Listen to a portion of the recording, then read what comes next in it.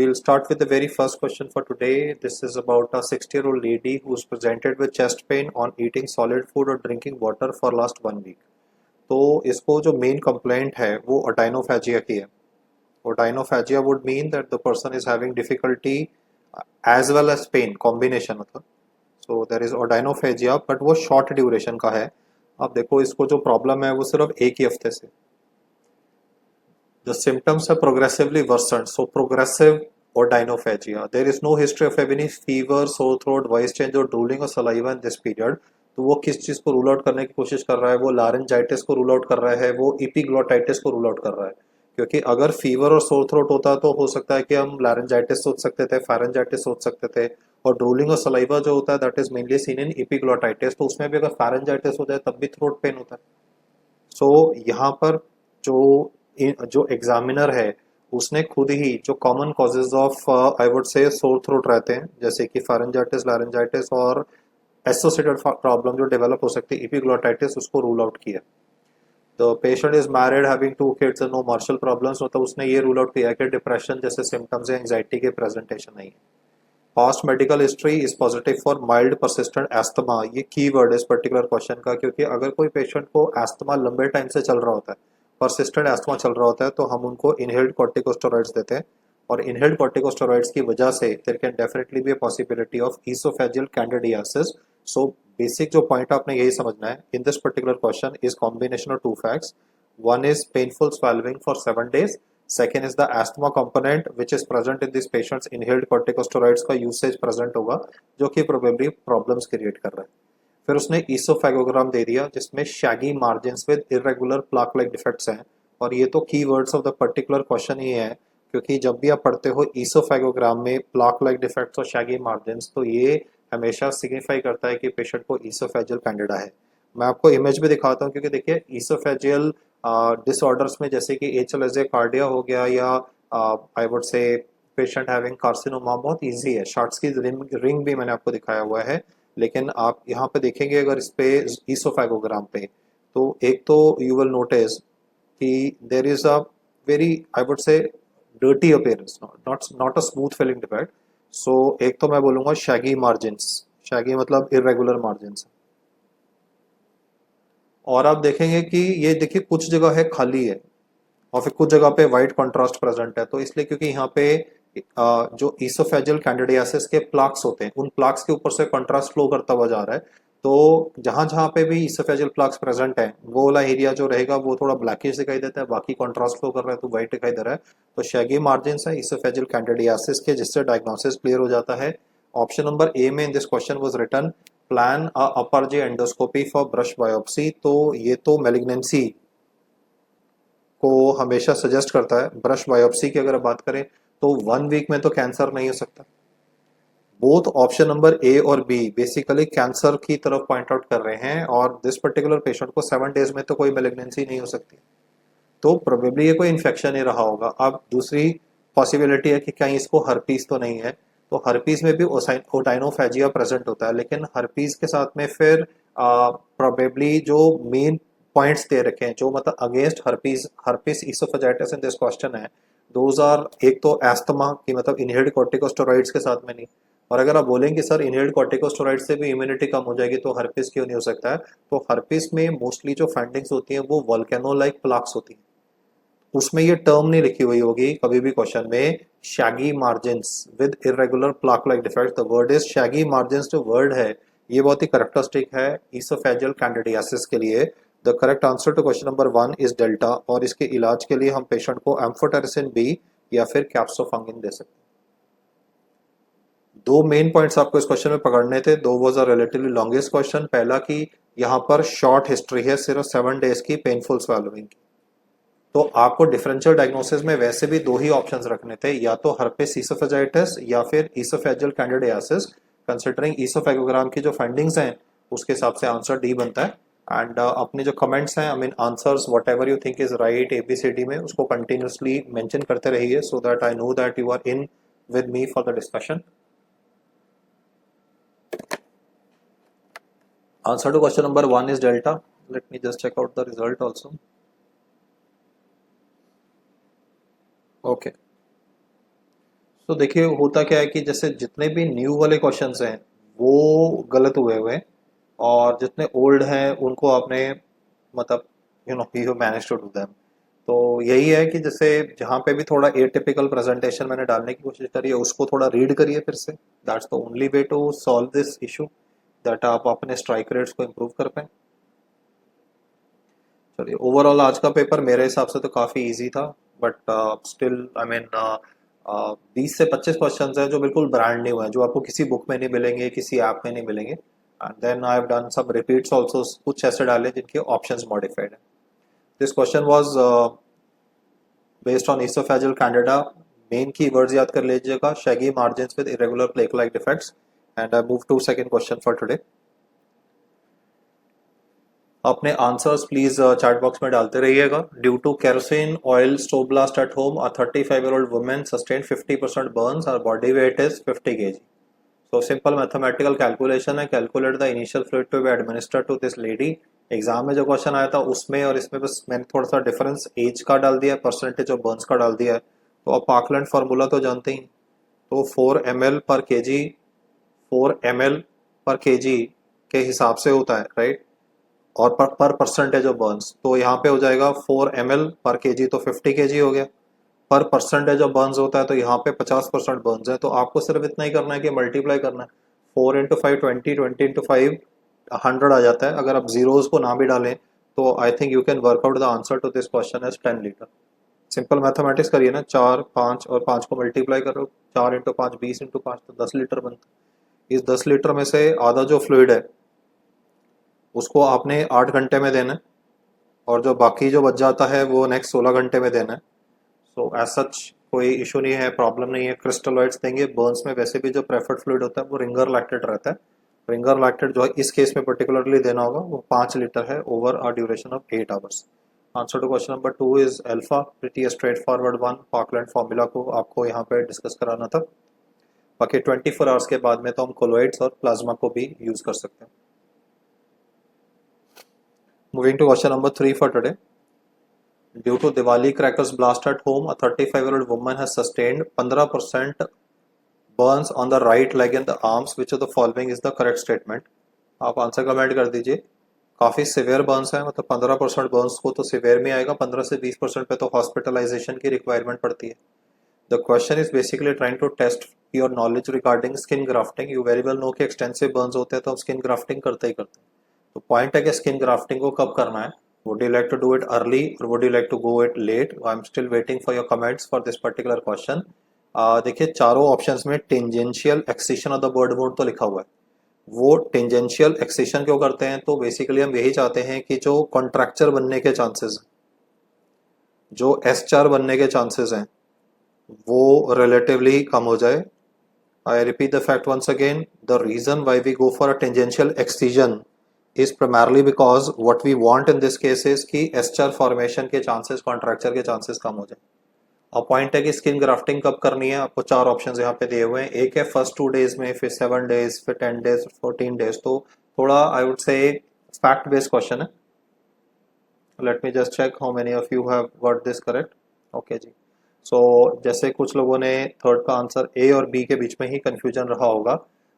I think पहले तो मैं फैक्ट्स क्लियर कर देता हूँ कि अगर आप चाहते हैं कि स्कारिंग मिनिमल हो, मोर्टेलिटी कम हो, तो जो स्किन ग्राफ्टिंग है उसको एज अर्ली एज पॉसिबल करना होता है। Skin grafting can be done in extensive burns as early as 48 hours. The correct answer to this question is alpha. हम सभी ये जानते हैं कि एसएसजी तो करना ही है, स्प्लिट स्किन ग्राफ्टिंग तो करना ही है, बट स्प्लिट स्किन ग्राफ्टिंग को अगर आप as early as possible, as early as 48 hours करते हो, तो इसके साथ में जो चांसेस ऑफ मोर्टेलिटी रहता है, चांसेस ऑफ सेप्सिस रहता है, चांसेस ऑफ इन्फेक्शन रहता है, chances of I mean recovery तो इंक्रीज हो जाता है, पर मोर्टेलिटी और सेप्सिस के चांसेस कंपैरेटिवली कम हो जाते हैं। तो एक नोट्स में पॉइंट ऐड कर लीजिएगा जो आई थिंक मिसिंग है कि स्प्लिट स्किन ग्राफ्टिंग कितने टाइम के अंदर करनी होती है। तो it should be done as early as possible, preferably within 48 hours. ऐसा नहीं है कि आप 7 डेज पे 10 डेज पे नहीं कर सकते हो, बट देन अगर एक्सटेंसिव बर्न्स है तो बोलता है कि कंकॉमिटेंट जो फाइब्रोटिक चेंजेस है वो आने शुरू हो जाते हैं।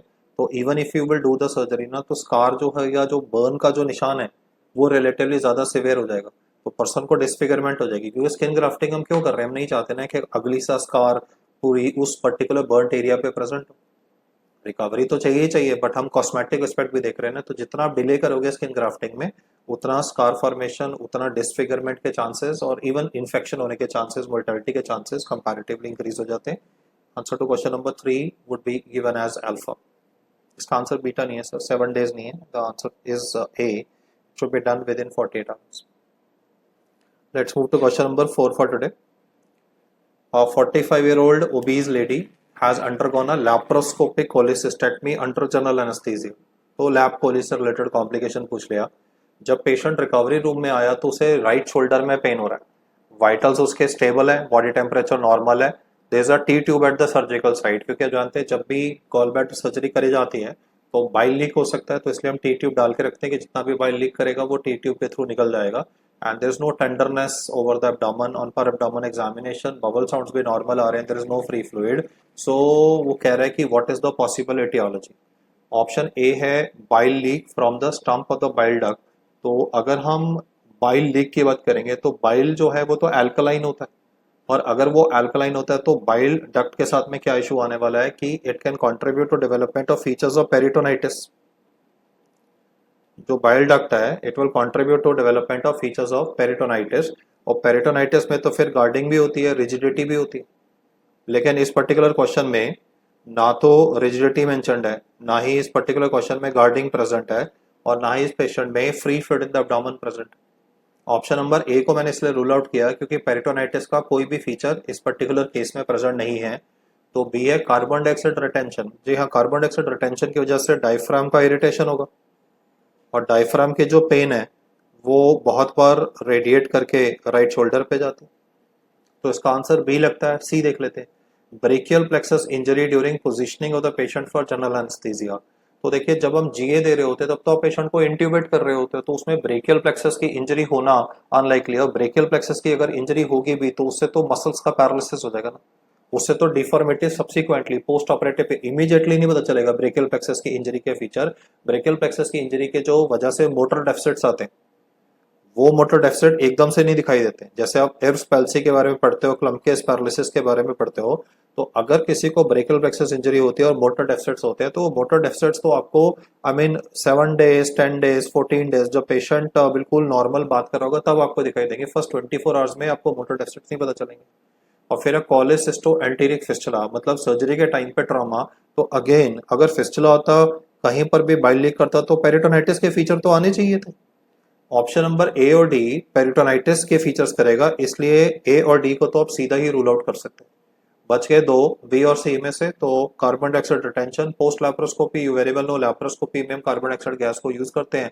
अगर वो रिटेन होती है तो उससे रेस्पिरेटरी एसिडोसिस भी हो सकता है अगर एब्जॉर्ब हो जाएगी ब्लड वेसल्स में, और डायफ्राम के ऊपर प्रेशर देगी गैस है एब्डोमेन में पेरिटोनियल कैविटी में, तो उसकी वजह से इसको राइट शोल्डर पेन डेवलप हो रहा है। तो ये कॉमन कॉम्प्लिकेशन है जो कि लैप्रोस्कोपिक सर्जरी के बारे में मिलता है। बाकी अगर सेम क्वेश्चन में मैं लैंग्वेज थोड़ी सी चेंज कर दूं और बोलता कि पर abdomen examination shows extreme tenderness, guarding, rigidity, bowel sounds are reduced, and ultrasound shows free fluid in the abdomen। यहाँ पे क्या लिखा हुआ है? No free fluid in the abdomen। तो पेरिटोनाइटिस नहीं है। अगर यहाँ पर free fluid in the abdomen present होता तो हम पेरिटोनाइटिस मतलब ए और डी में से फिर सिलेक्ट कर रहे होते। Answer to question number 4। Answer to question number 4 will be given as Bombay। Let's move on to the fifth one। You are assisting in bubble repair surgery for a stab wound in the operation theater। मतलब पेट में उसको चाकू मारो तो liver में नहीं लगा, spleen में नहीं लगा, इंटेस्टाइन में लग गया, तभी तो बबल रिपेयर किया जा रहा है। वरना नॉर्मली तो हम पढ़ते हैं कि लिवर स्प्लीन में डैमेज होता है स्टैब इंजरी में, बट यहाँ पर स्मॉल इंटेस्टाइन या लार्ज इंटेस्टाइन दोनों में से कोई भी डैमेज हुआ होगा। क्वेश्चन नंबर 5 में ए में लिखा है मोस्ट बबल अनास्टोमोसिस लीक्स। तो जब लीक होगा तो अगेन पेरिटोनाइटिस के फीचर आते हैं, दे अकर विद इन 24 आवर्स। ये गलत स्टेटमेंट है क्योंकि मोस्टली जो लीक होता है वो इमीडिएटली नहीं होता क्योंकि आपने सूचर्स लगाए हुए हैं। वो लीक होने में यूजुअली अबाउट 7 डेज के आसपास या 7 डेज के बाद में मिलता है। मार्क में वर्ड्स थे, मैं बर्स्ट एब्डोमेन की बात नहीं कर रहा हूँ, मैं यहाँ बर्स्ट एब्डोमेन की बात नहीं कर रहा हूँ कि एब्डोमेन के सूचर खुल गए। मैं बात कर रहा हूँ कि जो आपने इंटेस्टाइन में जो अनास्टोमोसिस किया, वो एंड टू एंड अनास्टोमोसिस जो किया था, वो सूचर्स जो थे वो ठीक से लगे नहीं थे, या वहां पे लोकल इन्फेक्शन था तो ब्लो आउट हो गया, लीक हो गया, पेरिटोनाइटिस के फीचर हो गए। तो बर्स्ट एब्डोमेन भी 5 to 7 डेज पे होता है और बबल अनास्टोमोसिस का लीक भी 5 to 7 डेज पे होता है। तो ऑप्शन नंबर ए इसलिए बाहर है क्योंकि यहाँ 24 आवर्स लिखा हुआ। फिर लिखा हुआ है most reliable feature of bubble leak is copious nasogastric tube aspirate. देखिए ये जो कूपियस नेजोगैस्ट्रिक ट्यूब एस्पिरेट है ये तो आइलियस का फीचर होता है। कूपियस नेजोगैस्ट्रिक एस्पिरेट तो ऑब्स्ट्रक्शन का फीचर होता है। ऑन द अदर हैंड अगर बबल लीक हो जाएगा तो फीचर क्या होंगे? बबल लीक अगर होगा तो इंटेस्टाइन के सारे कंटेंट्स पेरिटोनियल कैविटी में चले जाएंगे, तो उसकी वजह से तो पेशेंट को पेरिटोनाइटिस के फीचर्स आएंगे। I repeat the features once again. अगर आपने एंड टू एंड एनास्टोमोसिस किया, मान लीजिए टर्मिनल आइलियम में अल्सर था, वो परफोरेट कर गया टाइफाइड का, अब आपने उस हिस्से को काट दिया, एंड टू एंड उसको जोड़ दिया, तो अगर वो लीक करेगा तो पेरिटोनाइटिस के फीचर होंगे। उसमें नेजोगैस्ट्रिक ट्यूब एस्पिरेट नहीं आता। नेजोगैस्ट्रिक ट्यूब एस्पिरेट कब आता है? लार्ज अमाउंट्स में, जब आइलियस या इंटेस्टाइनल ऑब्स्ट्रक्शन प्रेजेंट होती है। इसलिए ऑप्शन नंबर बी भी गलत है। सी में लिखा है Sironja provides the greatest tensile strength, तो ये तो है ही नहीं क्योंकि सिरोजा से परफोरेशन बहुत जल्दी होता है। एक्चुअली में देखा जाए तो सब मिकोजा जो है उसकी सबसे ज्यादा टेंसाइल स्ट्रेंथ रहती है। Answer to question number 5 is D. C और डी में से आपको I think fact plus logic के बेसिस पे निकालना था कि सिरोजा तो बड़ा पतला सा लेयर होता है जिसके परफोरेशन होने के चांसेस कंपैरेटिवली इंक्रीज हो जाते हैं। Answer to question number 5 is delta. मुझे अभी तक 4 के ही कमेंट्स आए हैं यार, 5th के भी कमेंट्स आने चाहिए। आई डोंट नो, लैग होगा या तो इंटरनेट की वजह से, but answer to question number okay मुझे 4, अच्छा 4 में तो बी आपने ठीक बोला है, फाइन फाइन 4B, 5 का नहीं आया आपका information. Mukesh I hope I am online, एक बार चेक कर ले, आई मीन कुछ इंटरनेट इश्यूज तो नहीं हो गए।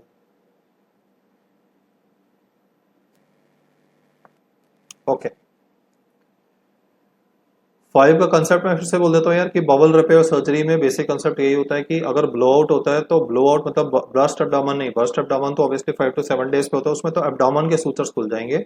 अनास्टोमोसिस जो बबल किया उसके सूचर्स अगर मतलब डैमेज हो जाते हैं और लीकेज होता है तो वो यूजुअली 7th डे के आसपास होता है। Answer to question number 5 is delta. और बी क्यों नहीं? क्योंकि मैंने बताया कोपियस एस्पिरेट एनजी ट्यूब में that's always a feature of ileus and obstruction. Okay so we move to question number 6 for today. Please keep the comments on. Question says what is the comment of the type of the knot shown below?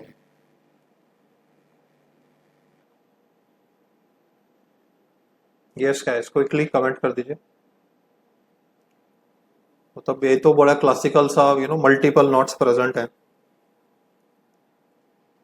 तो ये तो एक surgeon ही लगा सकता है इस type की जो नॉट्स होती हैं। इसको आप कंपेयर करना with the other knots that I've shown.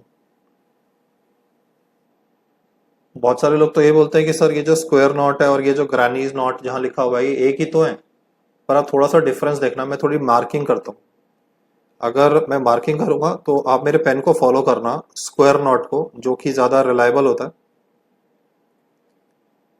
आपने देखा कि जो स्क्वायर नॉट है उसमें जो ऑरेंज वाली नॉट है वो ब्लैक वाले जो सूचर है या ब्लैक वाला जो मटेरियल है उसके पीछे से जा रही है।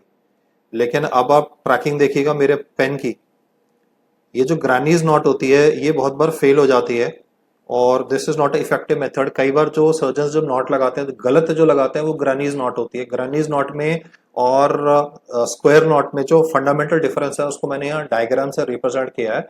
आप देख रहे हैं कि स्क्वायर नॉट में जो ऑरेंज वाला फाइबर है वो ब्लैक के पीछे से जा रहा है, जबकि ग्रानीज नॉट में जो ऑरेंज वाला फाइबर है वो पीछे से नहीं, वो थोड़ा सा तो पीछे से गया लेकिन फिर उसके बीच में से जो ब्लैक वाले दो फाइबर्स है, आप देखें यहाँ पे जो ब्लैक वाले दो फाइबर्स हैं उन दोनों के बीच से निकल के जा रहा है। इसको पूरा पीछे से जाना चाहिए लेकिन बीच से निकल के जा रहा है। It is I am saying between, it should go behind. So पहले तो 3 टाइप के नॉट्स होते हैं, आपको इमेजेस क्लियर होने चाहिए। स्क्वायर नॉट का दूसरा नाम जो रहता है वो रीफ नॉट भी होता है। Square knot, reef knot and granny's knot, ये 3 टाइप के नॉट्स हैं जो कि सर्जन्स रूटीनली जब सूचर्स लगाते हैं उस टाइम पे they are putting it on. And granny's knot तो खैर I mean something which is for non medical people. The technical information is कि आपको स्क्वायर नॉट और ग्रानीज नॉट का डिफरेंस आना चाहिए plus obviously the image here. The correct answer to question number 6 is C, that is surgeon's knot. उसके बाद में लाइगाश्योर क्या होता है? तो लाइगाश्योर भी सूचर्स में हेल्प करता है। तो I just show you a diagram which helps you remember these two. ये जो इंस्ट्रूमेंट है ये सूचर्स को कैच करके नॉट्स लगाने में हेल्प करता है। So this can again be a image based question for you also, LigaSure. और आजकल जो स्कैल्पल्स यूज होते हैं, वरना तो हम सर्जिकल ब्लेड यूज करते हैं, लेकिन आजकल जो स्कैल्पल्स यूज होते हैं वो इलेक्ट्रिसिटी बेस्ड होते हैं, जिससे हम स्किन के टिश्यूज को कट करके ऑपरेशन कर सकते हैं। तो आपको दो और इंस्ट्रूमेंट्स पता होने चाहिए। एक तो हार्मोनिक स्कैल्पल है, हार्मोनिक मतलब यहाँ पे वो इलेक्ट्रिसिटी के बेसिस पे it will be able to cut through the tissues, तो आपके लिए इजी होता है, मतलब ब्लेड से इंसिजन देना वर्सेस यहाँ पे डिसेक्शन करना हार्मोनिक स्कैल्पल से। It is, I just correct the spelling of scalpel. Harmonic scalpel के थ्रू जो टिश्यू में आपको डिसेक्शन करनी है वो रिलेटिवली इजी रहती है। तो टोटल मिला के चार चीजें आपको क्वेश्चन नंबर 6 से याद रखनी है। You should know regarding the appearance of the surgical not versus reef not. Grannies not तो मैंने बोला कि जस्ट रेफरेंस के लिए था, अदरवाइज तो मतलब जो सर्जन लगाते हैं वो रीफ नॉट लगाते हैं या सर्जिकल नॉट लगाते हैं। And LigaSure is again a method which is useful for putting on sutures. It will have this, ये ऐसे क्लिप्स होंगे, इसे पकड़ सकते हैं सूचर्स को। Harmonic scalpel is for dissection, also for incision. Answer to 6 was option number C. Let's have a look at question number 7. Yes guys, please comment. जो instrument है यहाँ पे वो स्प्लिट स्किन ग्राफ्टिंग के लिए यूज हो रहा है। You can very well see SSG. Yes guys, waiting for your answers for question number 7 please. What is the instrument shown here? Question number 7 में बहुत सारे लोगों ने गलती करी है यार। मतलब एक्चुअल पेपर का मैं डेटा निकालूंगा तो उसमें people have made big mistakes. मतलब I am having correct answers इस टाइम पे, बट एक्चुअल पेपर में I have seen people answering this even as Humby's knife. तो पहले तो मैं हम्बीज नाइफ ही शो कर देता सर। हम्बी, ये जो हम्बीज ब्लेड है या हम्बीज नाइफ है, ये भी यूज होता है ऑब्वियसली ग्राफ्ट को प्रोड्यूस करने के लिए। आप स्क्रैपिंग कर सकते हैं, स्किन का टिश्यू निकाल सकते हैं, लेकिन ये जो सेपरेशन जिस तरीके से बनाया गया टिश्यू के अंदर, ये पॉसिबल होता है कि पहले आप हम्बीज नाइफ से सैंपल निकाल के इसमें डाल देंगे, जिसको बोलते हैं मेशर। Answer to question number 7 is option number C. I said जब आप स्प्लिट स्किन ग्राफ्टिंग कर रहे हैं तो दो चीजें करेंगे। पहले तो आप ये नाइफ यूज करेंगे, हम्बीज नाइफ, जो कि टिश्यू ऑब्टेनिंग के लिए यूज होगा। और एक बार आपको जो टिश्यू ऑब्टेन हो गया, आपने स्किन को स्क्रैप करके निकाला, वो स्किन का जो टिश्यू है उसके बाद उसको मेशर में डालते हैं और वो मेशर इसमें ऐसे कट्स लगा देगा ताकि सरफेस एरिया इंक्रीज हो जाए। और सरफेस एरिया इंक्रीज होने की वजह से आप ज्यादा सरफेस एरिया को, आई मीन स्किन का जो भी एरिया में आप ग्राफ्टिंग कर रहे हैं वहां पे ज्यादा एरिया को कवर कर पाएंगे। Answer to 7 is C. I had people answering as Humvees knife, so that is why I have shown the comparison. Okay, good. तो आ गया वो, जैसे कई लोगों ने A बोल दिया तो वो Humvees knife और उसके बीच में कंफ्यूजन रहता ही है। Okay, coming to question number 8. A patient with burns was given 2 units of fresh frozen plasma infusions on day 3 of admission. Burns के पेशेंट में हम कोलोइड्स यूज करते हैं। The colloid which is used here is fresh frozen plasma. He is having shortness of breath with crepitations in the chest subsequently. Vitals are 100 का pulse rate तो ठीक है, I mean upper limit or normal है but not very alarming. Blood pressure is also normal but SpO2 is less. So what we are finding here is that there is a definitive evidence of hypoxia in the patient. The problem is in the lungs of the patient because he is saying there is crepitations in the chest. Option A से sepsis. तो fresh frozen plasma के बाद में sepsis हो सकता है या I mean infection is very much possible, लेकिन वो जो सेप्सिस होगा उसको इमीडिएटली डेवलप नहीं होगा, उसको डेवलप होने में थोड़ा सा टाइम लगेगा। आई मीन सेप्सिस और सेप्टिक शॉक के साथ में इशू यही है कि it should take some time to develop. तो यहाँ पर क्योंकि जैसे ही उसको दिया तभी उसको शॉर्टनेस ऑफ ब्रेथ डेवलप हो रही है।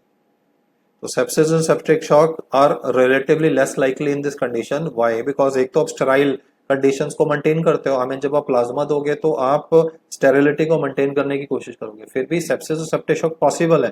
बर्न्स के पेशेंट में सेप्सिस और सेप्टिक शॉक प्रेजेंट है, बट प्लाज्मा अभी दिया और सडनली रेस्पिरेटरी डिस्ट्रेस हो गया तो पहले तो प्लाज्मा ही रिस्पॉन्सिबल हो सकता है। फ्रेश फ्रोजन प्लाज्मा की वजह से जो सबसे इंपॉर्टेंट कॉम्प्लिकेशन रहती है जिससे डिस्ट्रेस होता है, क्रेपिटेशंस आ जाते हैं, वो है transfusion related acute lung injury. The answer to question number 8 is C. A और बी को मैंने क्यों रूल आउट किया? पहले तो टाइम फ्रेम के रहते कि इमीडिएटली तो एकदम से तो सेप्सिस नहीं स्टार्ट हो जाएगा। सेकेंड, सेप्सिस में और सेप्टिक शॉक में दोनों में चेस्ट में क्रेपिटेशन नहीं मिलते, दोनों ही कंडीशन। आई मीन कभी भी आप सेप्सिस की बात करोगे, सेप्टिक शॉक की बात करोगे तो रीनल फेलियर मिलेगा, ऑल्टरमेंटेशन मिलेगा लेकिन crepitation in the chest, crepitation in the lungs कभी भी नहीं होते। एमओडीएस है मल्टी ऑर्गन डिस्फंक्शन, तो फिर मल्टी ऑर्गन डिस्फंक्शन में तो कम से कम दो या दो से ज्यादा ऑर्गन्स फेल होने चाहिए, जैसे कि लंग्स और किडनी फेल हो गए, या फिर मेनली हार्ट और किडनी फेल हो गए। तो यहाँ तो सिर्फ लंग्स की प्रॉब्लम आ रही है कि आपने प्लाज्मा दिया और लंग्स फेल हो गए, तो एक ही ऑर्गन के फेलियर को तो मल्टी ऑर्गन डिस्फंक्शन नहीं बोल सकते। एमओडीएस की जो डेफिनेशन है दैट इज एटलीस्ट, वो आई एग्री थोड़ा कंट्रोवर्शियल है, एक है मोर देन वन है, एक है एटलीस्ट टू और मोर देन टू। तो टेक्निकली टू या टू से ज्यादा अगर ऑर्गन्स फेल होते हैं तभी हम उसको मल्टी ऑर्गन डिस्फंक्शन बोल सकते हैं। Answer to question number 8 is C. जो की वर्ड है एमसीक्यू में वो है crepitations after plasma infusion in the patient. वैसे भी ट्रॉली जो इवेंट है वो फ्रेश फ्रोजन प्लाज्मा के साथ में ज्यादा होती है as compare to whole blood transfusion. और ब्लड ट्रांसफ्यूजन तो वैसे भी हम बर्न्स के पेशेंट्स में नहीं देते हैं, हम प्लाज्मा देते हैं। ब्लड ट्रांसफ्यूजन देंगे तो उससे विस्कोसिटी बढ़ जाती है, विस्कोसिटी बढ़ने की वजह से रेदर जो blood supply to important organ है वो लेस हो जाएगा। Blood transfusion is not given in patients of burns, it is fresh frozen plasma, colloids और crystalloids that are used. Main reason why A and B is not the answer is उसमें crepitations in the chest नहीं होते। Okay, let's move to the ninth one, what is correct about this. तो ये तो I think one of the easiest questions है। इसके आगे हम यहाँ पे वो ब्लेड लगाते हैं और उससे आप इंसिशन दे सकते हैं। तो इस हैंडल को बीपी हैंडल बोलते हैं। बीपी हैंडल की फुल फॉर्म होती है Bard Parker handle. The correct answer to question number 9 is option number delta. Surgery के बुक्स में और नोट्स में उसको बीडी लिखा होता है, बीपी लिखा होता है, that is BP handle is what is written. The full form of BP handle is what I have incorporated in this MCQ, that is barred Parkal handle. Answers को on रखिएगा। Answer to question number 9 is Calcutta.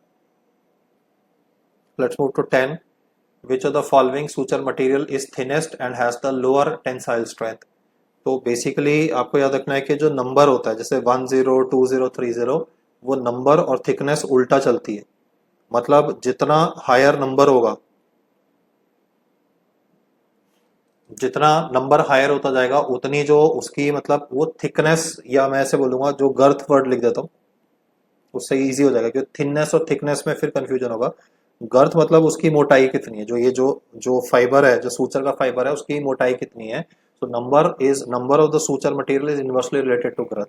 तो अगर हम comparison में देखेंगे तो जैसे हम जाते हैं 10 से 10 तक, तो if you go towards 10 number is more, but girth जो है, सूचर जो है वो रिलेटिवली पतला होता जाएगा। कमेंट्स आई होप आपने डाल दिए होंगे क्वेश्चन में। Yes, answer to question number 10 is delta. 50 जो है इन चारों में से सबसे पतला होगा, ऐसे 10 तक जाता है। जैसे कॉर्निया में जो सूचर लगाते हैं वो 10 वाला होता है, बिल्कुल पतला सा होता है कि दिखाई भी नहीं देता ना, तो ऑपरेटिंग माइक्रोस्कोप लगा के काम कर रहे होते।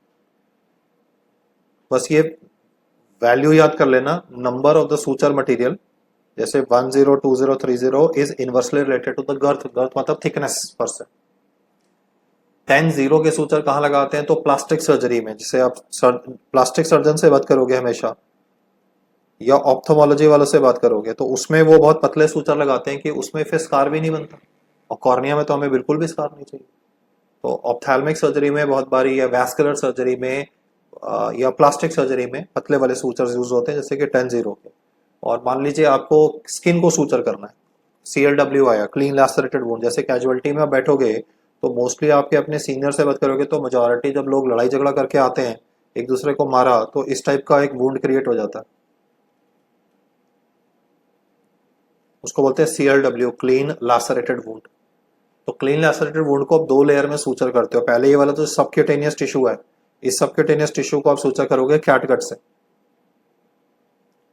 और उसके बाद में स्किन को सूचर करोगे। स्किन को सूचर करोगे नायलॉन से, जिसको यूजुअली 7 से 10 डेज के बाद में कटवाना पड़ता है। पेशेंट को आप टांका लगा के बोलते हो ना कि भाई दोबारा आके टांके कटवाने पड़ेंगे, तो वो जो नायलॉन वाले सूचर्स लगाते हैं वो यूजुअली जैसे कि 20, 30 के सूचर्स होते हैं।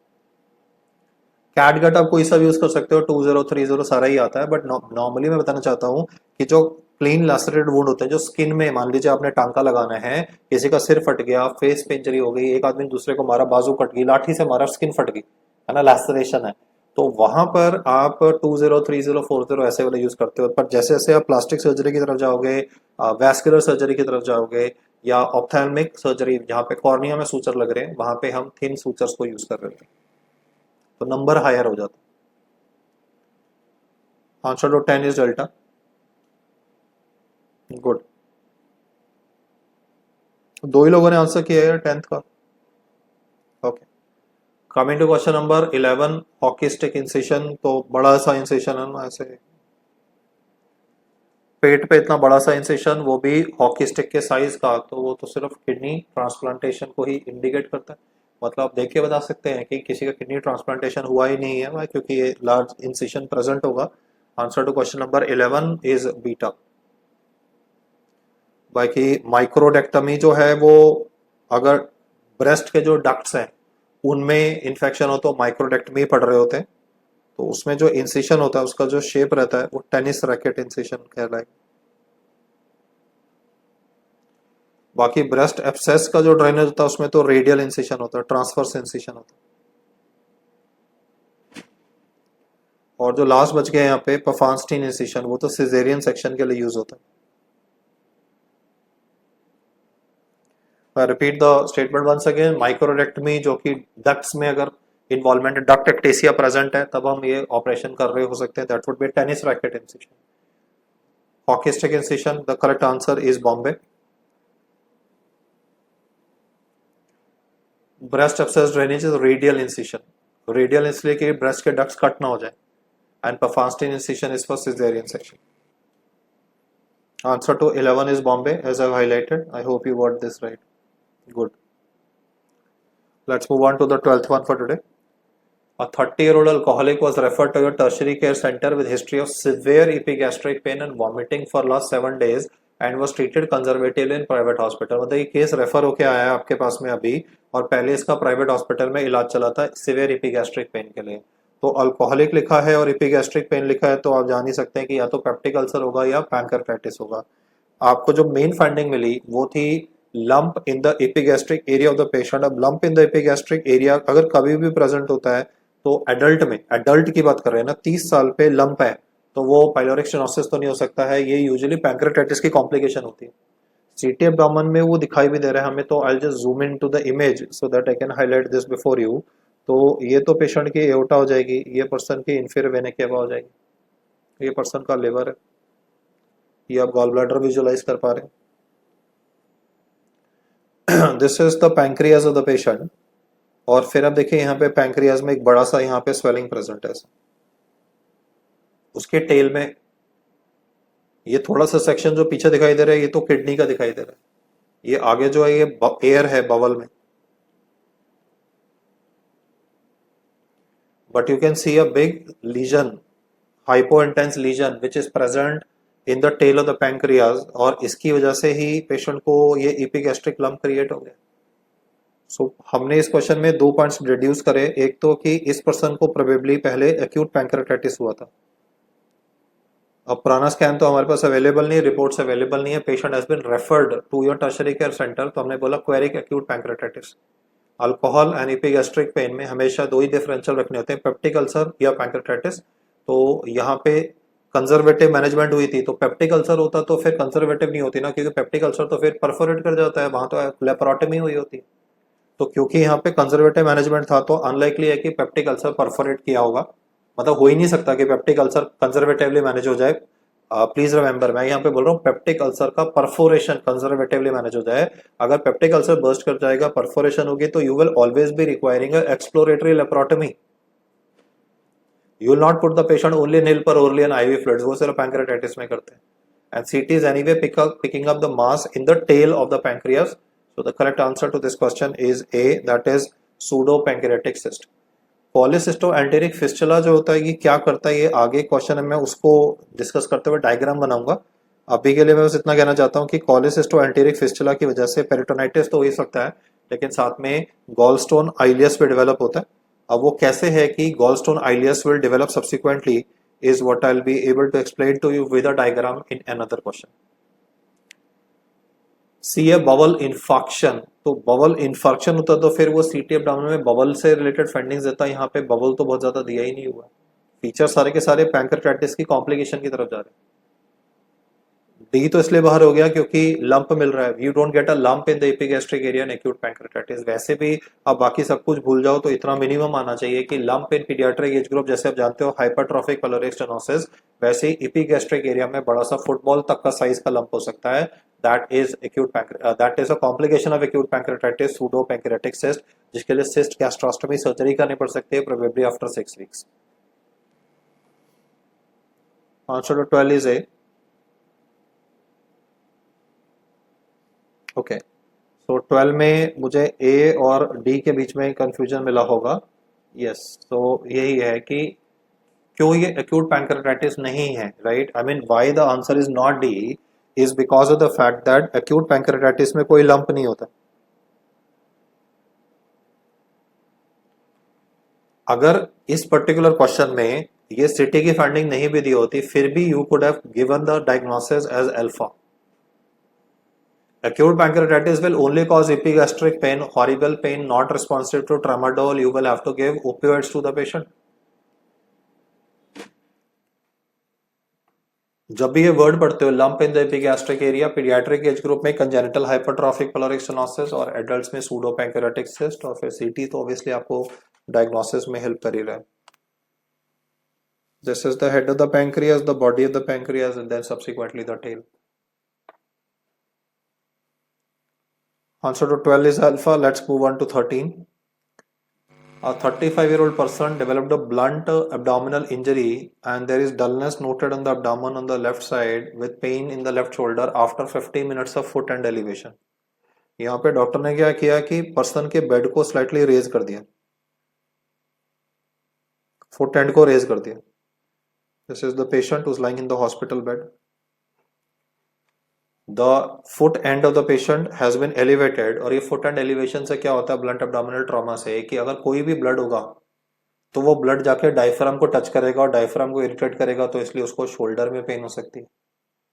तो क्वेश्चन को दोबारा से पढ़ते हैं। पर एब्डोमेन में डलनेस लेफ्ट साइड पे है, अगर dullness is present mainly on the left hand side of this patient, it indicates possibility of damage to the spleen of the patient. अगर स्प्लीन ही डैमेज हुआ होगा तो it could even be damage to the colon of the patient. Let's read further.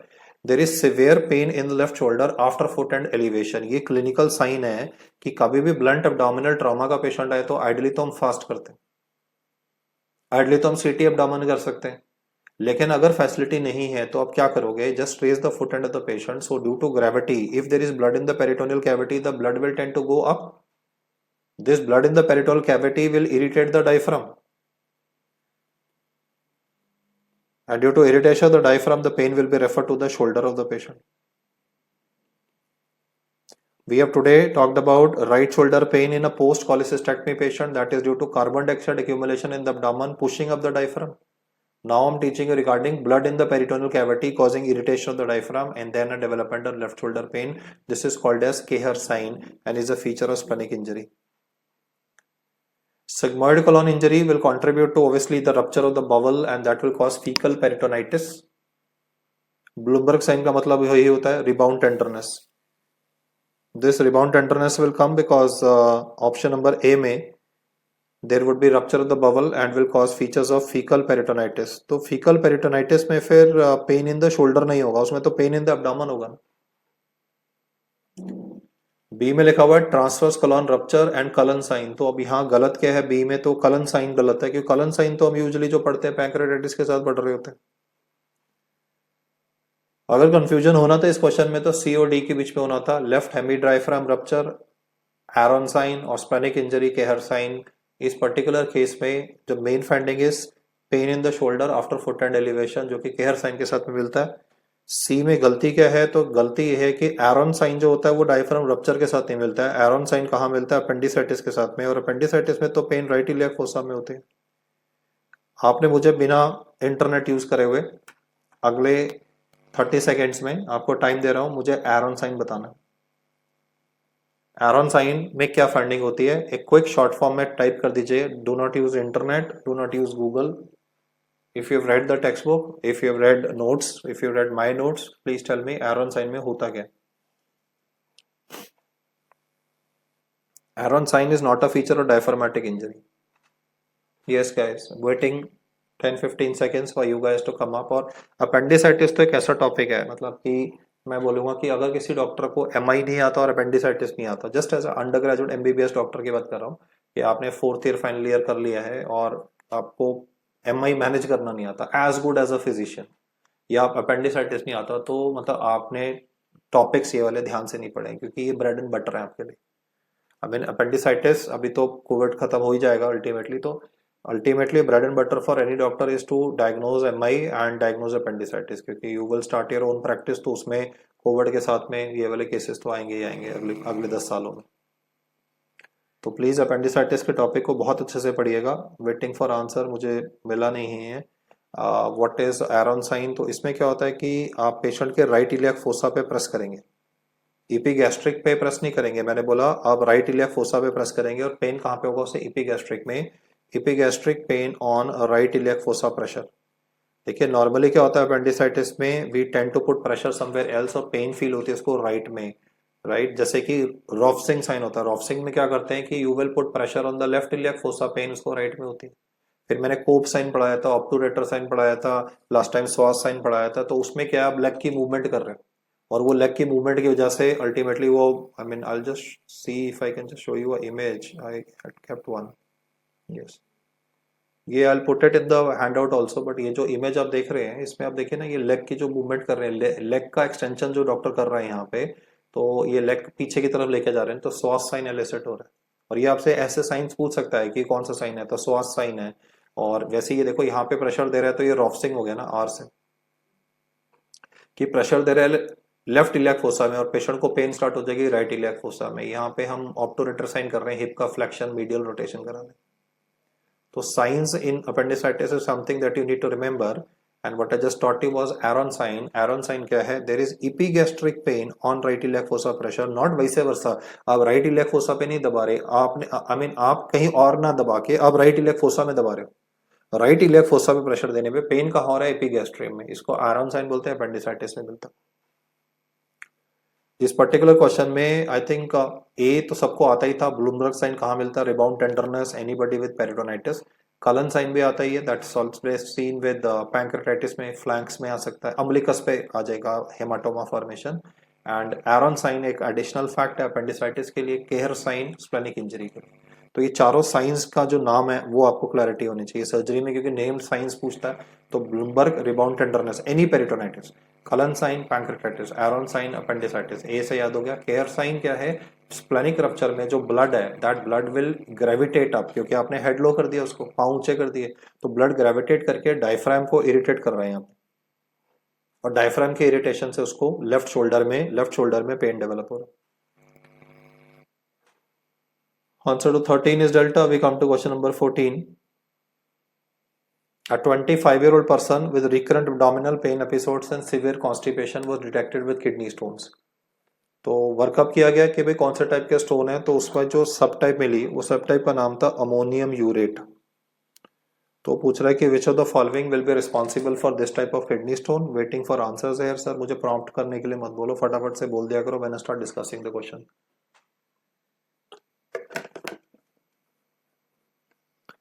Point है कि उसको stones तो आ ही रहे हैं, टाइप ऑफ किडनी स्टोन्स आप सबने पढ़े हुए हैं. तो जैसे ये हम देखते हैं माइलो प्रोलिफरेटिव डिसऑर्डर, तो यहाँ पे सेल टर्नओवर ज्यादा होगा ना, जैसे क्रॉनिक माइलॉइड ल्यूकीमिया. अगर सेल टर्नओवर ज्यादा होगा तो प्यूराइंस के मेटाबॉलिज्म की वजह से, क्योंकि सेल्स का टर्नओवर ज्यादा है, डीएनए का ब्रेकडाउन होगा, तो प्यूराइन के मेटाबॉलिज्म की वजह से यूरिक एसिड ज्यादा बनेगा, तो यूरेट के स्टोन्स होंगे. लीश निहान सिंड्रोम हमने बायोकेमिस्ट्री में पढ़ा था, HGPRTS, hypoxanthine guanosine phosphoribosyl transferase है ना, थोड़ा लंबा सा नाम है, HGPRTS की डेफिशिएंसी. इसमें भी यही होता है कि अल्टीमेटली यूरिक एसिड के लेवल्स इंक्रीज हो जाते हैं, सेल्फ म्यूटिलेशन का बिहेवियर होता है, तो उसमें यूरेट स्टोन्स होंगे, लेकिन यहाँ पर लिखा है ammonium urate.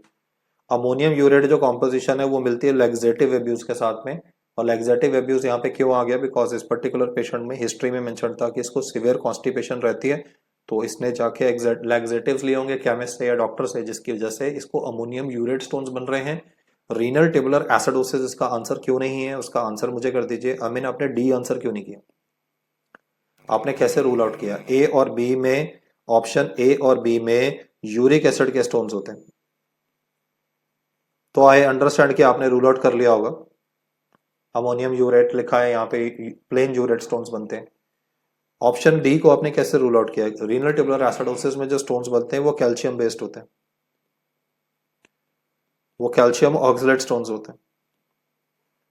The answer to this question is C. The hint was presence of severe constipation in the patient. So additional fact that is just to be noted by you in case it is not given in notes is this statement only. That is 14 का 14 का बोल रहे हैं ना, 14 का answer D नहीं है यार, 14 का आंसर सी है।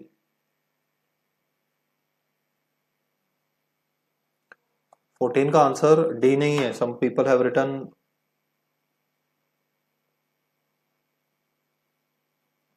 some people have answered D for question number 14. Answer is C, laxative abuse. Laxative abuse की वजह से होता क्या है, मतलब ये बेसिकली ऑस्मोटिक डायरिया करा रहा होता है ना। जो लैक्सेटिव्स होते हैं वो ऑस्मोटिक डायरिया करा रहे होते हैं, तो उसकी वजह से आई वुड से कि there is a loss of water from the body, तो there can be precipitation of lots of salts in the kidney subsequently. और लैक्सेटिव्स जो होते हैं उनमें भी बहुत बार खुद में भी अमोनियम आयंस प्रेजेंट होते हैं, तो दोनों के कॉम्बिनेशन की वजह से laxative abuse is documented to cause actually ammonium urate stones. जो रूटीन स्टोन्स है वो तो आपको पता ही है, बट एक एडिशनल पॉइंट आपको ऐड कर लेना है स्टिल, क्योंकि आई मीन गलत हुआ है तो एक क्विक लुक रख लेते हैं। आई मीन आपने पढ़ाई हुई है कैल्शियम ऑक्सलेट स्टोन्स है ना, तो मुझे आंसर करते जाओ, कैल्शियम ऑक्सलेट स्टोन का रीजन क्या होता है? Quickly guys.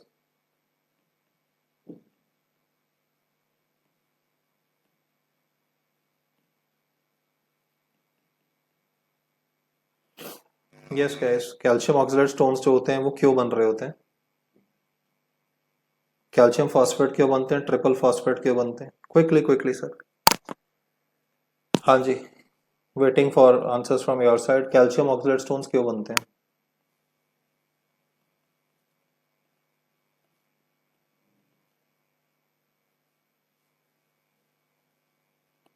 यूरेट स्टोन्स तो कैंसर के साथ बन सकते हैं, मैलिग्नेंसी में डीएनए टर्नओवर इंक्रीज होगा, लीच निहान सिंड्रोम में हो सकते हैं।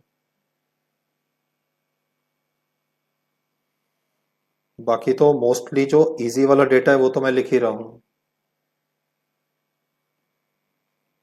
सिस्टाइन स्टोन सिस्टिनोसिस के साथ नहीं होते, सिस्टिनूरिया के साथ होते हैं। क्वेश्चन अभी भी ओपन है, कैल्शियम ऑक्सलेट स्टोन्स क्यों होते हैं? कैल्शियम ऑक्सलेट स्टोन्स का जो मोस्ट इंपॉर्टेंट रीजन है वो नहीं, कैल्शियम ऑक्सलेट स्टोन्स जो होते हैं वो पीएच इंडिपेंडेंट होते हैं ना। ये भी क्वेश्चन पूछा हुआ ना आपके एग्जाम में कि कौन से वाला जो किडनी स्टोन होता है वो पीएच इंडिपेंडेंट होता है। तो calcium oxalate stone pH independent होते हैं, इसका पहला रीजन रहता है इडियोपैथिक हाइपरकैल्सीयूरिया। मतलब इस पेशेंट का अगर आप 24 आवर यूरिनरी कैल्शियम लॉस कराओगे तो बड़ा हुआ मिलता है। इडियोपैथिक हाइपरकैल्सीयूरिया के बाद में यहाँ इंपॉर्टेंट कॉज याद रखना है, रीनल ट्यूबुलर एसिडोसिस, और उसके बाद में इन्फ्लेमेटरी बबल डिजीज। ये तीन इंपॉर्टेंट रीजंस हैं क्यों कैल्शियम ऑक्सलेट स्टोन्स हो सकते हैं। तो लिस्ट तो बहुत बड़ी है, इडियोपैथिक हाइपरकैल्सीयूरिया, रीनल ट्यूबुलर एसिडोसिस और इन्फ्लेमेटरी बबल डिजीज। लेकिन अगर वो पूछता है कि कैल्शियम फॉस्फेट स्टोन्स किसकी वजह से होते हैं, तो कैल्शियम फॉस्फेट स्टोन्स होते हैं हाइपर पैराथायरॉयडिज्म की वजह से। इडियोपैथिक हाइपरकैल्सीयूरिया में कैल्शियम यूरिन में ज्यादा है, हाइपर पैराथायरॉयडिज्म में कैल्शियम ब्लड में ज्यादा। I repeat the fact again, hypercalciuria में कैल्शियम यूरिन में ज्यादा था और कैल्शियम फॉस्फेट में कैल्शियम ब्लड में ज्यादा था। ब्लड में ज्यादा तो यूरिन में तो ज्यादा हो ही जाएगा। और ट्रिपल फॉस्फेट जो होता है वो तो इन्फेक्शन के साथ मिलता है, जो आप जानते ही। इसके अलावा आप पढ़ते हो इंडिनावीर स्टोन्स, तो इंडिनावीर स्टोन्स तो वैसे भी क्लियर हो ही गया है कि भाई वो प्रोटीएस इनहिबिटर्स के साथ मिलते हैं। These are the common types of kidney stones which can be picked up by a plain CT abdomen. Any routine plain CT abdomen can basically imaging modality of choice for kidney stones is CT abdomen. These are the various types of kidney stones: calcium oxalate, phosphate, triple phosphate, urate, ammonium urate. So ये वाले 2 points जो हैं ये usually 3 points neglected रहते हैं, बाकी तो आपने पढ़े हुए होते हैं, and I hope that you will be able to remember it now. बाकी if he says which kidney stone is independent of the pH of the urine, then it is calcium oxalate. Urate stones acidic pH में बनते हैं. जैसे somebody said ना uric acid के stones वो acidic pH में बनेंगे, और जो ट्रिपल फॉस्फेट स्टोन्स होते हैं वो अल्कलाइन में बनते हैं. चलो ये वाला पॉइंट भी आई जस्ट राइट है. Triple phosphate stones are dependent on protease which is urea splitting. तो यूरिया अल्कली होता है तो अल्कलाइन पीएच में बनते हैं, और यूरिक एसिड वाले जो होते हैं क्योंकि एसिड लिखा हुआ है तो वो एसिडिक पीएच में बनते हैं. तो मोस्टली स्टोन्स जो होते हैं वो अल्टरेशन ऑफ यूरिन पीएच की वजह से बन रहे होते हैं, लेकिन जो पीएच इंडिपेंडेंट है वो कैल्शियम ऑक्सलेट स्टोन है, जिसके रीजंस यहाँ मेंशन है. Answer to 14 is Calcutta. We move to 15 for today. Patient में आपने फोलीज कैथेटर डाला था. It could be 2 ways Foley's, it could be 3 way Foley's, and that Foley's catheter जो है that is retained, that is stuck, bladder में फंस गया, वो निकल नहीं रहा है. तो आप इसको कैसे निकालेंगे? The concept behind this question is you put a Foley's catheter, it is not coming out. तो इसको निकालने का तरीका क्या होता है कि जो उसका साइड चैनल होता है, जो फोलीज कैथेटर है उसका जो साइड चैनल है, जैसे अगर ये फोलीज कैथेटर होता है तो उसके साथ में एक साइड चैनल यहाँ पे प्रेजेंट होता है जिससे आप सलाइन इन्फ्लेट कर सकते हो, और यहाँ पे बैलून होता है, राइट. तो ये जो साइड चैनल है इसमें आप सलाइन इंजेक्ट करेंगे तो ये बैलून और ज्यादा फूल जाएगा, और ज्यादा फूल जाएगा, और जब फूल जाएगा तो इसको आप अल्ट्रासाउंड में देख रहे हो ये ब्लैडर के अंदर है. लेट मी से this is inside the bladder. अलग से रिप्रेजेंट करता हूँ. This is the sphincter, this is bladder. तो आपने जब सलाइन पुश किया तो दिस बैलून विल इन्फ्लेट, और आपको अल्ट्रासाउंड पे दिखाई देता है कि ये बैलून जो है ये फूल के मोटा हो गया. उसके बाद में बाहर से नीडल डालेंगे और इस नीडल से इस बैलून को बर्स्ट कर देंगे, और एक बार ये बैलून अगर बर्स्ट कर गया तो देन ये कैथेटर इजीली बाहर आ जाता है. This is the urinary bladder of the patient. I have shown a retained Foley's. The problem is that you need to burst the balloon. Now burst को balloon करने के लिए हम और भी तरीके यूज कर सकते हैं, जैसे हाइड्रोजन पेरोक्साइड. लेकिन अगर हाइड्रोजन पेरोक्साइड डाला तो फिर हाइड्रोजन पेरोक्साइड तो पूरे ब्लैडर में फैल जाएगा ना, वो तो केमिकल इंजरी कॉज कर देगा. लिक्विड नाइट्रोजन डालेंगे तो वो नाइट्रोजन से बैलून तो डिफ्लेट हो जाएगा, agreed, but at the same time liquid nitrogen डालेंगे तो वो तो लोकल टिश्यूज को डैमेज कर सकती है ना. सो हम कैसे रिटेन्ड फोलिस कैथेटर को निकालते हैं? We fill it, we inflate it with distilled water, और ये जो पंक्चर करते हैं बैलून को ये अल्ट्रासाउंड गाइडेड होता है. It's a ultrasound guided percutaneous rupture of the balloon पर से. Answer to question number 15 is Bombay. ये प्रैक्टिकल इशू पे है कि मतलब इंटर्नशिप अगर आपने करी है, सर्जरी में पोस्टिंग करी है, तो यही काम होता है. आप अपने सीनियर से पूछो, वो सुबह से लेकर शाम तक 3 ही काम करते हैं. एक एनजी ट्यूब डालते हैं, एक वो कैथेटर लगाते रहते हैं आईवी कैनला, और तीसरा फोलिस कैथेटर डालना होता है. Both male and female, gynae में भी यही काम है, फोलिस डाल दो और पेशेंट में डिलीवरी के टाइम पे. सर्जरी में मेल पेशेंट्स आते हैं यूरिनरी रिटेंशन वाले, and anyway anybody is sick, you will anyway have to catheterise the patient. So during that catheterization procedure, I mean, there's a possibility that you might even cause damage to the urethra if you use an improper size catheter. Even if you have put this catheter, इस catheter को आप कितने days के लिए रख सकते हैं? चलिए क्वेश्चन आप लोगों ने शायद ऐप से देख लिया होगा आंसर, तो इसलिए some people are mentioning. तो I'll just put up a question before you. You put a Foley's catheter in a patient today, like SARS-CoV-2 का patient आज admit हुआ and sick patient है, तो obviously you can't expect a severe patient with SARS-CoV-2 infection to go to the bathroom again and urinate. So you will have to put a Foley's catheter. जितने भी आपके ICU में patient है सभी में catheter डाला होता है. तो इस पर्टिकुलर पेशेंट में जैसे आपने फोलीज आज डाला, तो Foley's can be kept for how many days before you change it, क्योंकि पड़ा रखेगा तो इन्फेक्शन भी हो सकता है ना. Though you even get antibiotic impregnated Foley's. जो एंटीबायोटिक इम्प्रेग्नेटेड फोलीज होते हैं वो तो आप हफ्ते हफ्ते तक चला सकते हो, बट रूटीन जो लेटेक्स वाला, लेटेक्स येलो कलर का देखा होगा आपने, लेटेक्स वाला फोलीज कैथेटर, तो लेटेक्स वाला फोली कैथेटर यूजुअली कितने दिन के लिए रख सकते हैं before you change it? I mean, when would you decide to change it? Normally जो फोलिस कैथेटर है लेटेक्स वाला, उसको हम 7 to 10 डेज तक रख सकते हैं, एंड उसको ज्यादा रखेंगे तो then there can be a possibility of ये 7 डेज अप्रोक्सीमेटली. अगर आप उसको ज्यादा रखोगे तो it will contribute to UTI. तो इस वजह से हम कैथेटर को चेंज कर देते हैं। A routine Foley's catheter, the latex wala can be kept for range of 7 to 10 days. Anything longer than that, it can cause a high incidence of urinary tract infection in the patient. So you ideally, तो you should be using an antibiotic impregnated Foley's catheter. That will anyway be, you can keep it for longer duration, maybe 15 days, even sometimes 30 days also. But इतना तो कोई admit नहीं रहता ना, I mean 15-20 दिन तो कौन एडमिट रहेगा, या तो पेशेंट कोविड के सेव हो जाते हैं, मतलब नॉर्मली आपने देखा होगा कोविड के पेशेंट्स 15 डेज में या तो एक्सपायरी हो जाते हैं या बचा लेते हो, डिस्चार्ज कर देते हो सप्लीमेंटल ऑक्सीजन पे। If a Foley's catheter is stuck, burst the balloon using a percutaneous guidance. And एक और कॉम्प्लिकेशन यहाँ आ सकती है ना कि बैलून जब बर्स्ट करेगा ना तो बैलून के जो फ्रैगमेंट्स होते हैं वो ब्लडर में रह सकते हैं। तो बहुत बार इसके सिस्टोस्कोपी करके देखते हैं कि बैलून का जो प्लास्टिक का पीस है, लेटेक्स का जो पीस है, नॉट प्लास्टिक, लेटेक्स का जो पीस है, when the balloon will burst, वो लेटेक्स का piece should not be retained in the bladder. For that they do a cystoscopy just to have a 360 degree view. Answer to 15 is B. We move to 16 today. What is not correct about trauma patient with massive hemorrhage?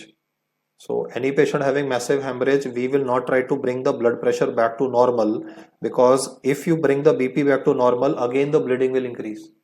You're all aware of the concept of what you call as permissive hypotension.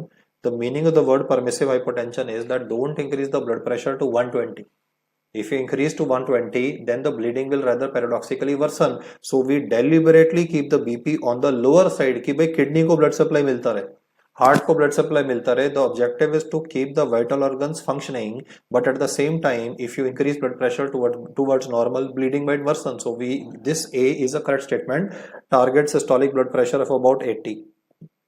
B says desmopressin is recommended in bleeding patients taking antiplatelet drugs. If somebody is on aspirin or clopidogrel, तो desmopressin क्या करता है, वो platelet के ऊपर जो 1B receptor होता है उसको एक्टिवेट कर देता है, और एक बार ये 1B वाले रिसेप्टर को एक्टिवेट कर दोगे तो it will contribute to increase chances of platelet adhesion. तो डेस्मोप्रेसिन को तो हम इवन वॉन विलेब्रेन डिजीज में यूज करते हैं, हेमोफीलिया में यूज करते हैं अगर माइल्ड ब्लीडिंग होती है. तो ब्लीडिंग पेशेंट से मेरा मतलब है यहाँ पर कि उसको गन शॉट इंजरी हो सकती है, उसको हेमोपेरिटोनियम हो सकता है, it could be stab injury to the abdomen. अगर एंटीप्लेटलेट ड्रग्स ले रहे हैं तो ब्लीडिंग ज्यादा होगी, तो उसको न्यूट्रलाइज करने के लिए हम डेस्मोप्रेसिन का नेजल स्प्रे यूज कर सकते हैं. So B is also correct statement. We will use a desmopressin, tablet तो खा नहीं सकता तो we can use a desmopressin का nasal spray. This will increase platelet adhesion and reduce the chances of bleeding. मतलब जो एंटीप्लेटलेट ड्रग जो असर कर रहे थे आप उसका उल्टा करने की कोशिश कर रहे हो, प्लेटलेट एडिशन करा रहे हो, तो वो तो प्रो कोएगुलेंट बात हो गई ना. प्रो लिख रहा हूं, प्रो से मेरा मतलब ये प्रो कोएगुलेंट मतलब क्लॉट बनाने की कोशिश कर रहे हो, जबकि एंटीप्लेटलेट ड्रग्स क्लॉट बनने से रोकने की कोशिश करते हैं. Recombinant factor 7A is used as a measure in massive transfusion protocol. तो हम IV factor 7A देते हैं सर्जिकल कैजुअलिटी में.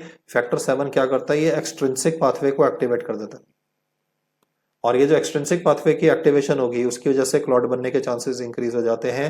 फिर लिखा एंटी फिब्रिनोलाइटिक ड्रग्स इंक्लूड इका एंड एप्रोटिनिन. तो ये नहीं होते हैं. क्या यूज करते हैं एंटी फिब्रिनोलाइटिक ड्रग जो यूज कर रहे होते हैं यहाँ पे, वो ट्रांएक्सिमिक एसिड होता है.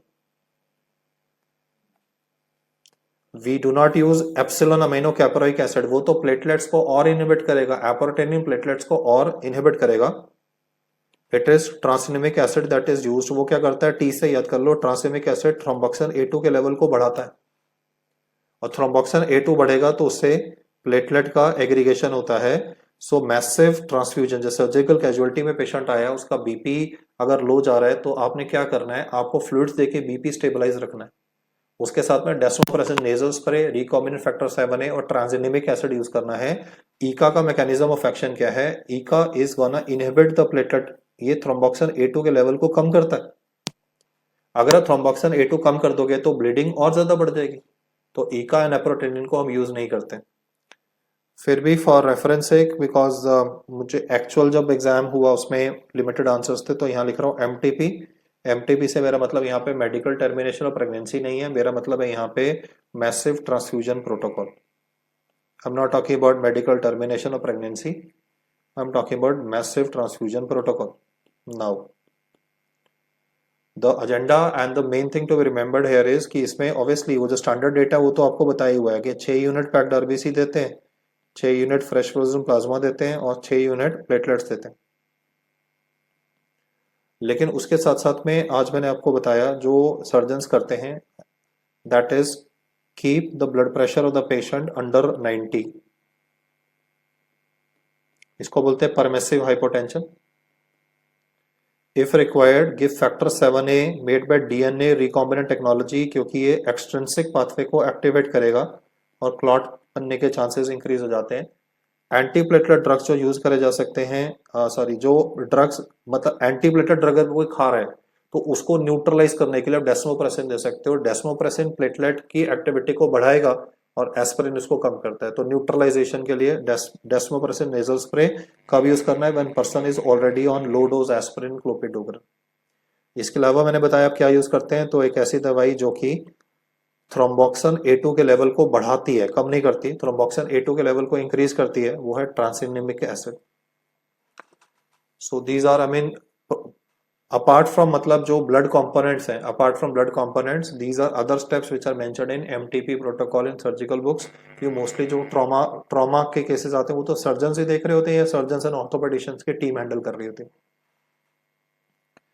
Answer to question number 16 is option number D.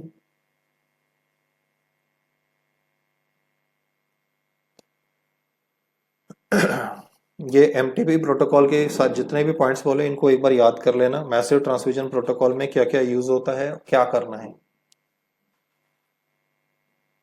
Coming to 17, a person was struck on the helmet by cricket ball. Match देख रहा था, मैच खेल रहा था, fell on the pitch, became unconscious. 5 minute के बाद रीगेन कॉन्शियस किया, excellent innings खेला, लेकिन ड्रेसिंग रूम में जाके फिर से अनकॉन्शियस हो गया। So the question is very well talking about lucid interval, which is defined as consciousness between two periods of, I mean unconsciousness between two periods of consciousness।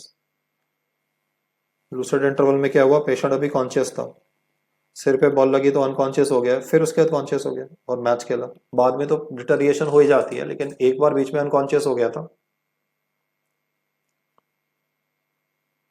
he is now having decerebrate posturing, so what is the correct motor response of the GCS of this patient। तो अब इसमें आपने बस ये alphabet लिख लेना है, क्योंकि डी कॉर्टिकेट भी होता है, डी सेरिब्रेट भी होता है। तो डी सेरिब्रेट में अल्फाबेट बी आ रहा है, और अल्फाबेट डी कॉर्टिकेट जब आप पढ़ते हो तो वैसे तो मैंने ऐप में main differences I have explain to you, लेकिन अभी मैं सिर्फ तरीका बता रहा हूँ हाउ टू रिमेंबर दिस। तो रिमेंबर दिस का तरीका ये है कि डी सेरिब्रेट में अल्फाबेट बी आ रहा है, B is the second alphabet ना, ए बी सी डी में पढ़ते हो तो A is first alphabet, B C is third alphabet, D is second alphabet. तो बी जो है वो सेकंड अल्फाबेट है ना, तो सेकंड अल्फाबेट से याद कर लिया कि ये M2 को रिप्रेजेंट करता है। और डी कॉर्टिकेट में तो बी अल्फाबेट है ही नहीं, उसमें तो सी अल्फाबेट है। सी अल्फाबेट जो होता है वो थर्ड अल्फाबेट होता है, तो वो M3 को रिप्रेजेंट करता है। I mean that's one way to remember it. अगर इस क्वेश्चन में होता डी कॉर्टिकेट पोस्चरिंग तो मैं आंसर 3 करता। अगर डी सेलिब्रेट है तो बी अल्फाबेट से। I'll just use a different color to highlight alphabet B here. From alphabet B, you can remember that's the second alphabet, so this would be M2. The correct answer to 17 is Bombay. अगर question number 17 गलत हुआ तो ये नहीं होना चाहिए था। I mean, you guys have to be very clear regarding Glasgow coma scale under all circumstances। मतलब Glasgow coma scale का क्वेश्चन कभी गलत नहीं हो सकता सर। और अगर ये गलत हुआ है ग्लासगो कोमा स्केल का क्वेश्चन, तो मेरी रिक्वेस्ट है आपसे कि आप जीसीएस को फिर से पढ़ें, सर्जरी से, मेडिसिन से, जहाँ से भी पढ़ना चाहें। और मोस्टली गलती मोटर स्कोर में ही होती है। आई ओपनिंग में कोई गलती नहीं करके आता, वर्बल रिस्पॉन्स में कोई गलती नहीं करता, मोटर स्कोर पे हमेशा होती है, और वो एग्जाम में आपसे कैलकुलेट करवाएगा GCS. So please practice questions on GCS from the app. आप मतलब हमारी ऐप सोल्यूशन की यूज करिए, उसमें भी मिलेंगे, वरना सर्जरी का टॉपिक में जाएंगे जो प्रेप लेटर वाली है उसमें तो है ही है सारा डेटा। तो उसमें ग्लासगो कोमा स्केल आपने क्या करना है आज, activity for all of you, that's homework for all of you. All of you will hand right yourself. आप ग्लासगो कोमा स्केल पहले पढ़ेंगे, पढ़ने के बाद में यू विल हैंड राइट सबका आई ओपनिंग, वर्बल और मोटर रिस्पॉन्स। और कितने टाइम में लिखना है, 2 मिनट के अंदर। 2 मिनट में तीनों चीजें लिख लेना कि कब E4 होता है, आई मीन E4 तो बता ही दोगे ना, वर्बल रिस्पॉन्स 1 कब होता है, 2 कब होता है। जब अपने हाथ से लिखोगे तब आपको ये पैरामीटर्स याद होंगे, एंड इसमें कोई गलती नहीं होनी चाहिए। तो अगला जो मैं आपका टेस्ट लूंगा उसमें मैं अगेन जानबूझ के मैं ग्लासगो कोमा स्केल के भी 2 क्वेश्चंस डालूंगा। वो इसलिए क्योंकि इनकी क्लैरिटी बहुत होनी चाहिए, क्योंकि कैजुअलिटी में आप यही काम करते हो। ग्लासोकोमा स्केल तो इवन कोविड-19 में करना पड़ेगा आपको अभी, 2 महीने बाद पेपर निकालने के बाद में आप ज्वाइन करोगे कोई भी हॉस्पिटल तो जीसीएस तो इंपॉर्टेंट होता है ना ऑप्शन देने के लिए, आप डिसाइड करते हो, क्योंकि अगर जीसीएस उसका कम है तो नॉन इन्वेजिव वेंटिलेशन पे नहीं डाल सकते। आई होप आपने मेरा वीडियो देखा होगा वेंटिलेशन वाला, oxygen therapy for patients of कोविड-19। तो अगर पर्सन अनकॉन्शियस हो गया, अगर वो ऑल्टर्ड सेंसोरियम में, वो पहचान नहीं रहा, आपको नहीं पहचान रहा, हेल्थ केयर वर्कर को नहीं पहचान रहा, फैमिली मेंबर को नहीं पहचान रहा हाइपॉक्सिया की वजह से, तो नॉन इन्वेजिव वेंटिलेशन नहीं पे नहीं डाल सकते। कि एनआईवी पे डालोगे तो क्या होगा, अगर उसने वॉमिट कर दिया एस्पिरेशन हो जाएगा, तो उसको सीधा इंट्यूबेट करना पड़ता है।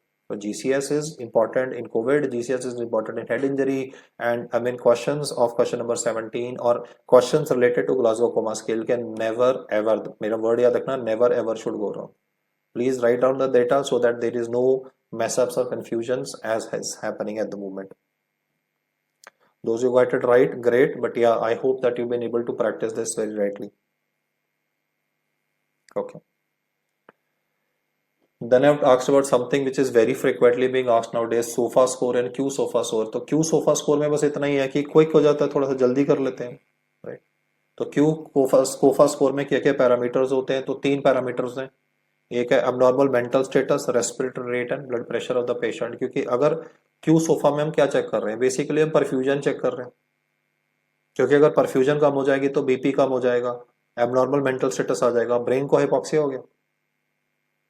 और जब भी बॉडी में हाइपॉक्सिया होता है तो फिजियोलॉजिकल रिस्पांस क्या होता है, रेस्पिरेटरी रेट बढ़ना शुरू हो जाता है, body is trying to compensate by, like जैसे कोविड-19 में भी यही होता है कि हाइपॉक्सिया की वजह से पेशेंट तेज सांस लेनी शुरू कर देते हैं।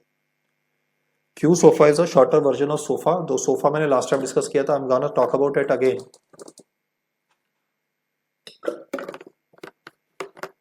बट अभी let us solve the question. He says which of the following is not a component of the q SOFA score, तो हम उसमें प्यूपिल कंसीडर नहीं करते, pupillary reactivity. Answer to question number 18 is delta.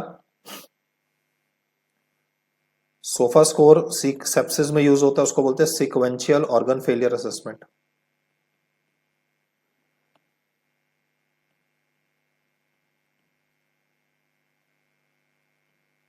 It is useful to determine prognosis in a patient of septic shock.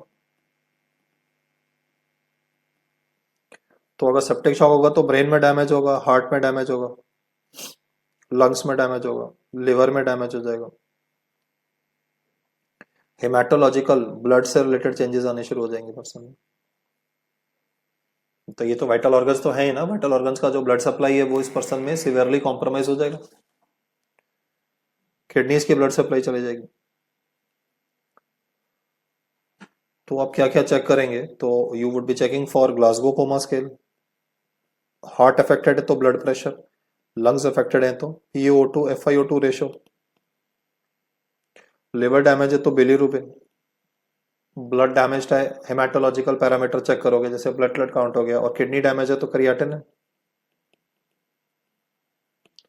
तो sofa score में तो multiple parameters check करे जाते हैं। क्यू सोफा स्कोर जो है उसमें 3 ही चीजें होती हैं, that is blood pressure, perfusion of the organs को, बीपी कम होगा तो परफ्यूजन हैम्पर होना ही होना है। सो what you check is blood pressure, respiratory rate, why, because of hypoxia component, and Glasgow coma scale. 3 components are checked, not pupillary reactivity. Answer to 18 is delta. We come to the next one.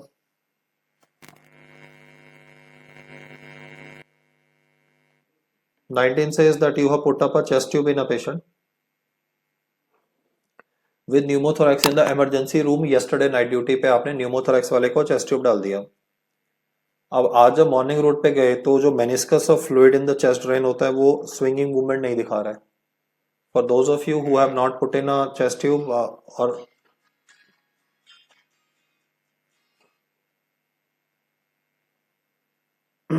For those of you who have not seen a chest bag जो होता है, तो मैं यहाँ पे just symbolically draw कर देता हूँ।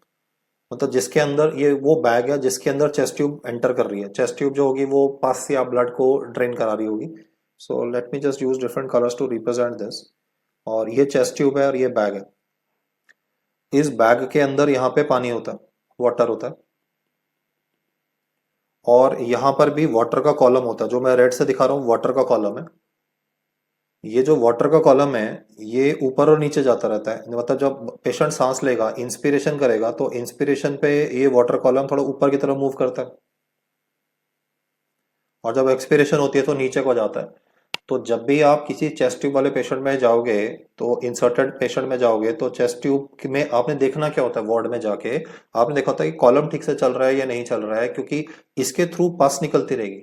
पानी के थ्रू पस कैसे चली जाएगी, पस थिक होती है ना, ब्लड थिक होता है, तो blood is thicker than water बोलते हैं ना, पस इज थिकर देन वाटर, तो वो तो निकल जाएगी पानी के थ्रू। अगर यहाँ पे ये वाटर कॉलम नहीं होता ना, तो फिर क्या होना था कि एयर वापस चली जाती, एयर जो है that could have gone back into the chest, तो ये एयर सील हम रखते ही रखते हैं।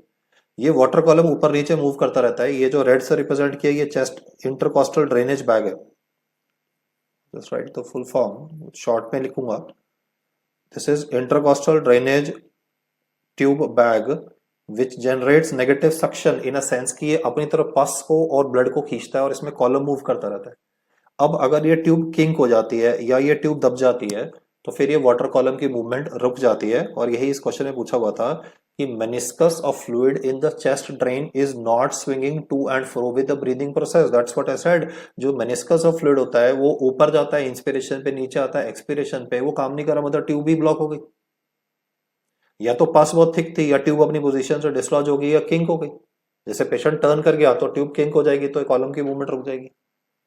ऑप्शन ए में लिखा चेस्ट ट्यूब एज कॉल्ड न्यूमोमीडियास्टनम, तो न्यूमोमीडियास्टनम की प्रेजेंटेशन तो फिर हाइपोटेंशन होगी, उसमें ये कॉलम तो मूव करते ही रहेगा।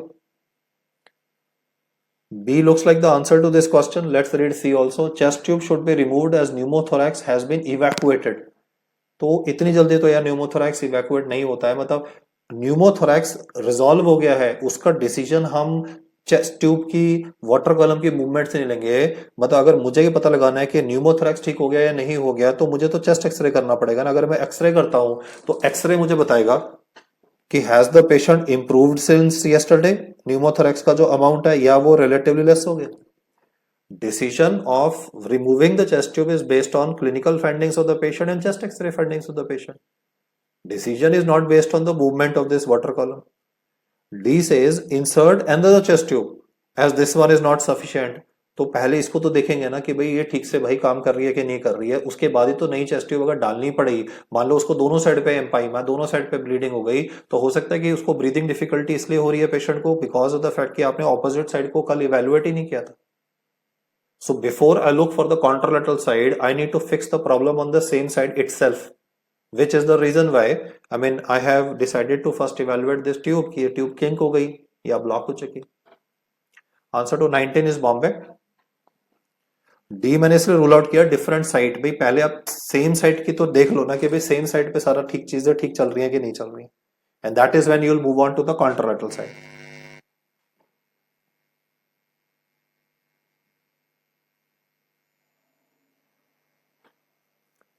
Answer to 19 is beta. Let's move on to question number 20. The following triangle, तो उसको हम ट्राइंगल ऑफ सेफ्टी बोलते हैं।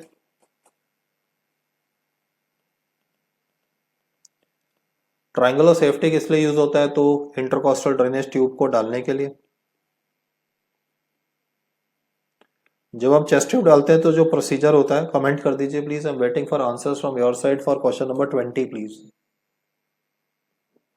यस गाइस, देखो ये ट्रैकियोस्टमी तो नहीं है ना, ट्रैकियोस्टमी तो सभी जानते हो। और नर्व ब्लॉक्स जो होती हैं, वो नर्व ब्लॉक तो ऐसे नहीं देंगे ना, नर्व ब्लॉक अगर देना भी है तो वो तो नीडल सरिंज दिखाएगा ना।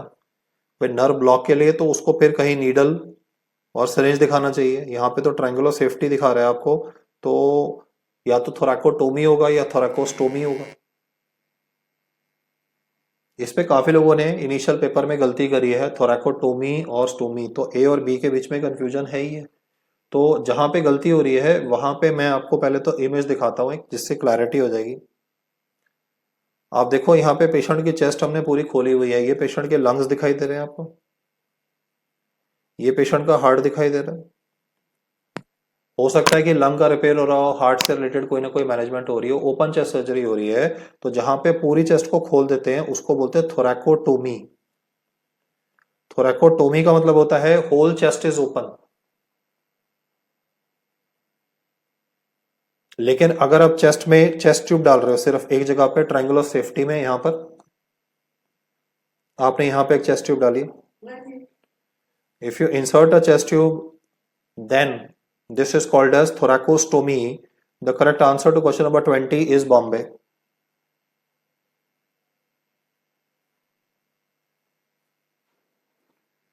I think the confusion would have been between A and B only. Sir फिर से एक्सप्लेन कर देता हूं, थोरैकोटोमी मतलब पूरी चेस्ट आपने खोल दी, जिसको आप ऐसे से याद कर लो open chest surgery. Open chest surgery मान लो उसको न्यूमोमीडियास्टनम हो गया और आपने देखना है कि कहां पे डैमेज प्रेजेंट है, तो thoracotomy is opening of the entire chest. Thoracostomy, stoma word आ रहा है इसमें ना, तो that's a hole in the chest that is being created, ताकि आप प्लूरल स्पेस में जो पस है उसको निकाल सकोगे। Answer to question number 20 is beta. Two aspects should be known, एक तो सेफ्टी और ट्रायंगल और सेफ्टी की बाउंड्रीज आनी चाहिए। वो इस डायग्राम से आप जानते ही हैं कि जो बाउंड्रीज हो जाएंगी वो दो मसल्स हो जाएंगे, एक लैटिसमस डोर्साई हो जाएगा और एक पेक्टोरलिस मेजर हो जाएगा, और जो इंफीरियर बॉर्डर है वो निप्पल से लेंगे, just below the nipple. Triangular safety is the site where you would be inserting the chest tube. This insertion of chest tube is called as thoracostomy. And ये I think question इस type का था पिछले वाले papers में, जहाँ पे Tommy और स्टोमी दोनों दिए हुए थे and it was causing confusion. I hope it's clear. Thoracotomy मतलब पूरा चेस्ट खोल दिया, थोरैकोस्टोमी मतलब आपने एक होल बनाया, स्टोमा बनाया, जिससे आप पस को निकाल रहे हो, या हेमोथोरैक्स है, हेमोथोरैक्स को इवैक्यूएट कर रहे हो। Answer to 20 is Bombay. We come to 21 for today.